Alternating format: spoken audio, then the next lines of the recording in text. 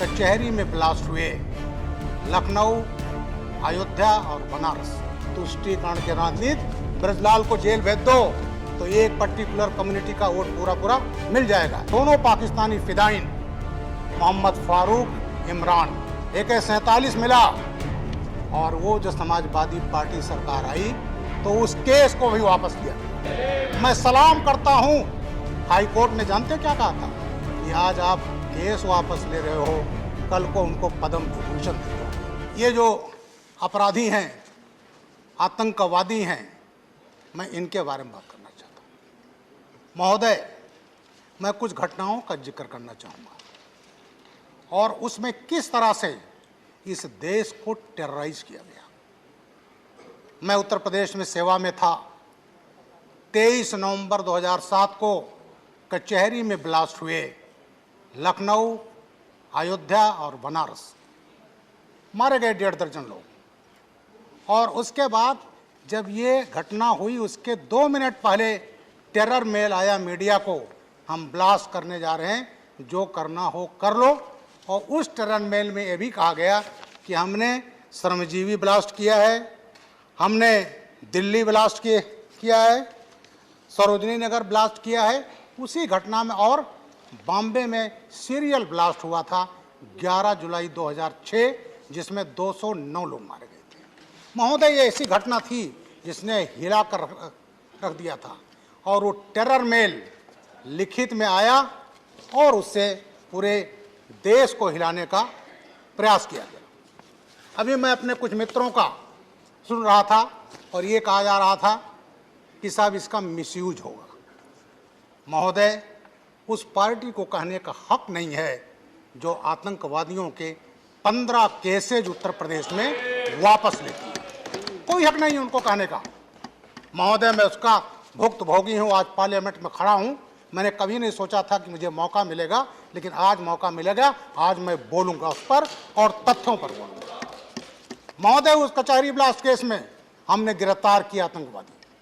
18 मई 2013 को वो आतंकवादी लखनऊ से गए थे फैजाबाद। कोर्ट्स में ट्रायल के बाद लौट रहे थे, एक को लू लग गई, खालिद मुजाहिद, फौजी का आतंकवादी, और बाराबंकी आते आते डेथ हो गई। मैं उस समय डायरेक्टर जनरल सिविल डिफेंस था, DGP के पद से हटा दिया गया था और उस पार्टी में समाजवादी पार्टी की सरकार थी।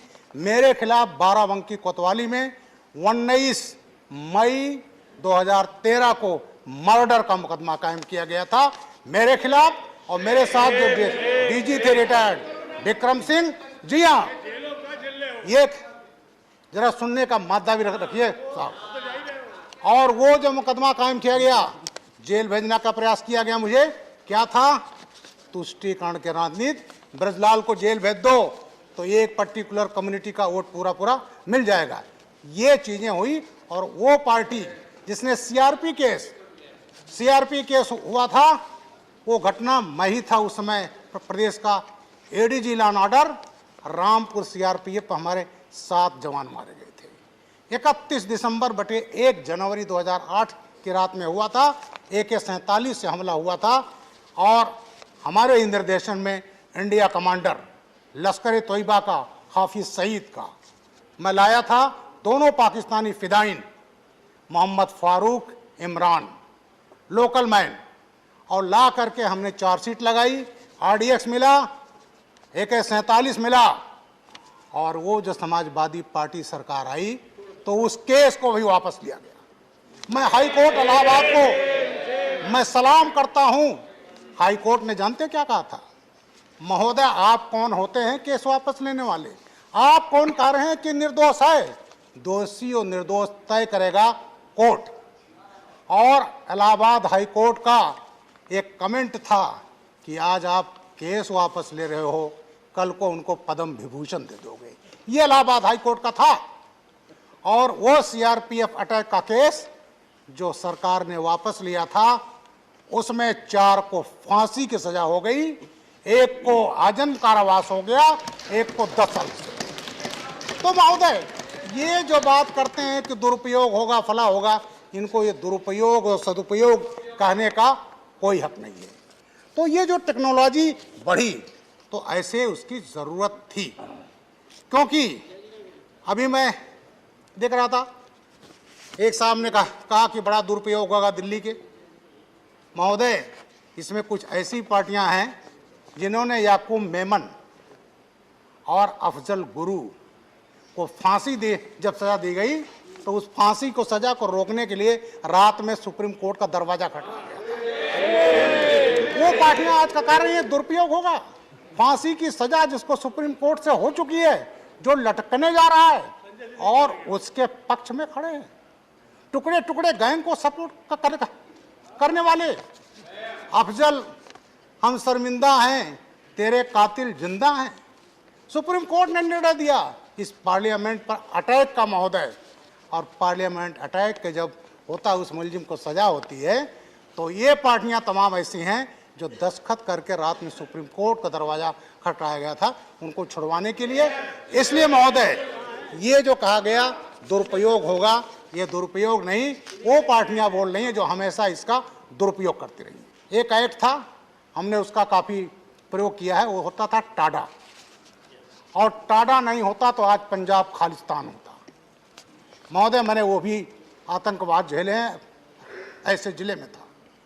और जब उसकी उपयोगिता खत्म हो गई, जब कश्मीर में आतंकवाद बढ़ रहा था, कश्मीरी पंडित भगा दिए गए थे, उनके मर्डर्स हो रहे थे, तो पार्लियामेंट में हमारी जो उसमें सबसे बड़ी पार्टी देश की थी, उसको लोग लेट गए कि टाडा वापस ले लो, और टाडा वापस लिया गया। हमारे पूर्व प्रधानमंत्री अटल बिहारी वाजपेयी जी, वो जब आए तो क्या लाए? पोटा, प्रिवेंशन ऑफ टेररिज्म एक्ट, और उसको भी 2004 में वापस लिया गया। अभी मैं सुन रहा था हमारे एक मित्र आरजेडी के, वो कह रहे थे साहब दुरुपयोग होगा। अरे वो पार्टी बोल रही है जिसने गोधरा दंगे को दूसरा रूप दे दिया था, उसका परिदृश्य बदल दिया था। महोदय, 27 फरवरी 2002 Sabarmati express He's not yielding. Sabarmati He's not yielding. He's not yielding. Please. मैं फैक्ट पर बोल रहा हूँ, Not yielding. मैं Not फैक्ट पर yielding. बोल रहा हूँ, Please. फैक्ट पर बोल रहा हूँ। Please. 27 December 2002 Please. गोधरा में ट्रेन गई, Sabarmati express, coach number S6। माननीय लोग और हिंट करेंगे तो मैं दूंगा। कोच वो हिंट नंबर करेंगे तो मैं S6। दूंगा। Please please. और महोदय, उसमें जला दिया Honorable गया member, पेट्रोल से if he yields, then I will give. He has to Ram yield. भक्तों को जला दिया गया। प्लीज। यस महोदय, उसके बाद एक रेल मंत्री हुए उन्हीं की बात 2004 रिकॉर्ड पे में, जा रही है। प्लीज आरजेडी के थे, उन्होंने after him I will give. After him I will give. UC Banerjee आयोग बनाया। You cannot force chair to give. Let him speak. I will give him opportunity. Let him finish his speech. 2015 को 17 जनवरी उनके 2015 बोल लेने के बाद मैं कह रहा हूँ कि अवसर दूंगा। अभी वो बोल रहे हैं। प्लीज। और वो रिपोर्ट क्या था कि साहब ये आग तो एक्सीडेंटल है, आग ये लगाई नहीं गई है। Nothing will go on record except his speech. उसमें साधु लोग थे, चिलम पी रहे थे, उसको अहमदाबाद हाईकोर्ट ने रोक दिया, पार्लियामेंट में पेश नहीं हो पाया, और वो अल्टीमेटली उस केस में गोधरा में फांसी की सजा हुई। और आज हम Let him finish his speech. I have told you, Jhaji, I will give you. Let him finish his speech. Let him finish. तो महोदय, टेररिज्म इस देश के लिए सबसे बड़ा खतरा है। मैं अपने देश के प्रधानमंत्री माननीय नरेंद्र मोदी जी को प्रणाम करता हूं, आभार व्यक्त करना हूं कि उनके राज में अपराध को, आतंकवाद को पूरी जड़ समूत उसको खत्म करने का निर्णय लिया गया। महोदय, मैं एटीएस चीफ रहा 4.5 साल उत्तर प्रदेश का। महोदय, यहाँ पर इंडियन मुजाहिदीन, उन्होंने क्या किया था, फंडिंग करने के लिए यहाँ व्यापारियों के अपहरण किए गए थे, आतंकवाद के फंडिंग। जो मेंबर है महोदय, 2 घटना का मैं जिक्र करना चाहूंगा। 12 नवंबर 2000 को राजकोट से भास्कर तारिक परेशान की किडनैपिंग की गई, करोड़ों रुपए लिए गए और उसको इंडियन मुजाहिदीन की फंडिंग हुई। 25 जुलाई 2001 को किडनैपिंग हुआ पार्थो प्रतिम राय बर्मन, खादिम सूज के मालिक थे महोदय। उनका किडनैपिंग हुआ रैंसम के लिए। हैदराबाद में हवाला से 3 करोड़ 75 लाख ले लिए गए थे और उस 3 करोड़ 75 लाख में से $1 लाख पाकिस्तान के आतंकवादी मोहम्मद सईद शेख, हाफिज सईद का गुर्गा, उस $1 लाख भेजा गया था मोहम्मद अत्ता ऑफ इजिप्ट, अल कायदा का, जिसने अमेरिका के ट्विन टावर पर हमला करके ध्वस्त कर दिया गया था। तो महोदय, इस देश में आज का नहीं है। आतंकवादी जो किडनैपिंग के लिए फंडिंग होते हैं, आतंकवाद हुआ, अहमदाबाद ब्लास्ट हुआ महोदय, मैं तो उस सब केस से जुड़ा हूं।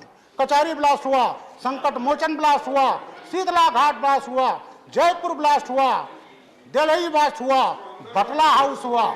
ये तमाम घटनाएं कांग्रेस के रिजिम में होती रही और आज को नहीं हो रही है, क्योंकि